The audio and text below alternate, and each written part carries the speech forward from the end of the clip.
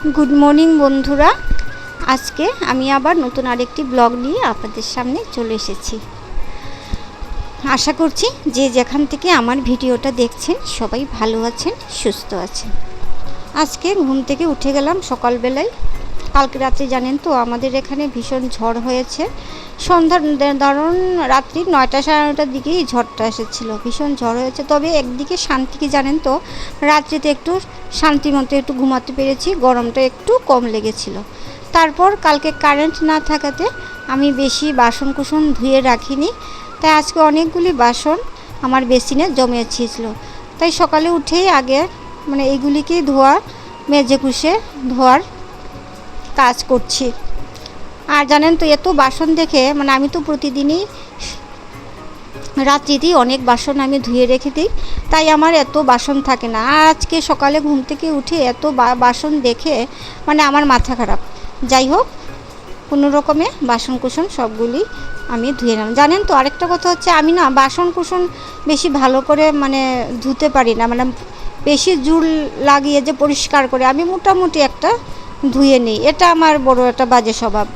আর তারপর বাসন কুসন ধুয়ে তারপর ভাবলাম যে না রান্নাঘরটাকে ঝাড় দিয়ে দিই। আমার যে দিদি আছে ও রান্নাঘরটা ঝাড় দেয় না, রান্নাঘরটা তো আমার কমপ্লিট হয়নি আর অনেকটা মানে ঘিজিবিজি, তাই এই রান্নাঘরটা আমি ঝাড় দিয়ে দিই দিদিকে। তারপর দিদি ঘরটা মুছে দেয়।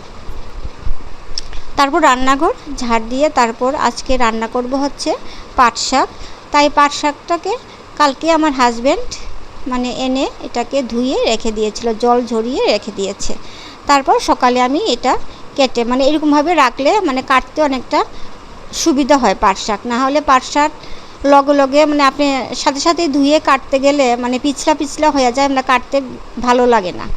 যাই হোক, তারপরে এই যে শাকটা আমি বেশি একদম কুচি কুচি করে পারি না, তবে যতটুকু পারি আমি চেষ্টা করি কাটতে। তারপর আর আমাদের এখানে জানেন তো মানে আমার শ্বশুরবাড়িতে বলে যে বৈশাখ মাসে নাকি পাট শাক খেতে হয়, মানে এটা পাট শাক খেলে ভালো, তাই আমরা বৈশাখ মাসে পাট শাক খাবই। তারপর আজকে আরও তো অন্যান্য অনেক কিছু রান্না হবে। আর তারপর চা করে নিলাম, এটা তো প্রতিদিনই রুটিন। চা করে চা খেয়ে আর কিছু কাপড় ভিজিয়েছিলাম, তারপর কিছু কাপড় ধুয়ে দিলাম।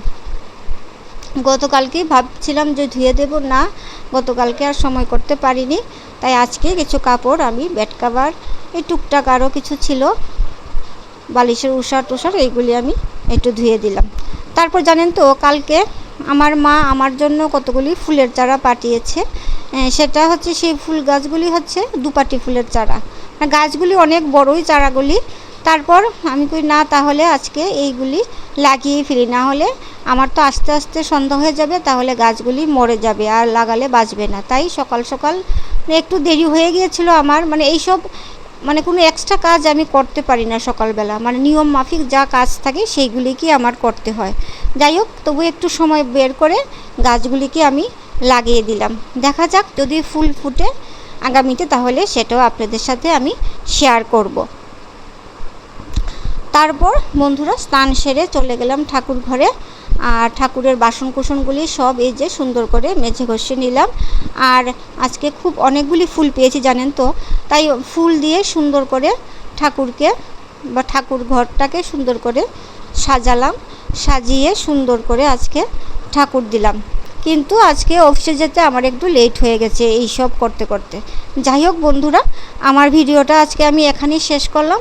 আর যদি ভালো লাগে তাহলে আমার চ্যানেলটাকে একটু সাবস্ক্রাইব করে দেবেন, আর আপনারা আমার পাশে থাকবেন, তাহলে আমি আরও নতুন ভিডিও বানাবার একটু উৎসাহ পাবো।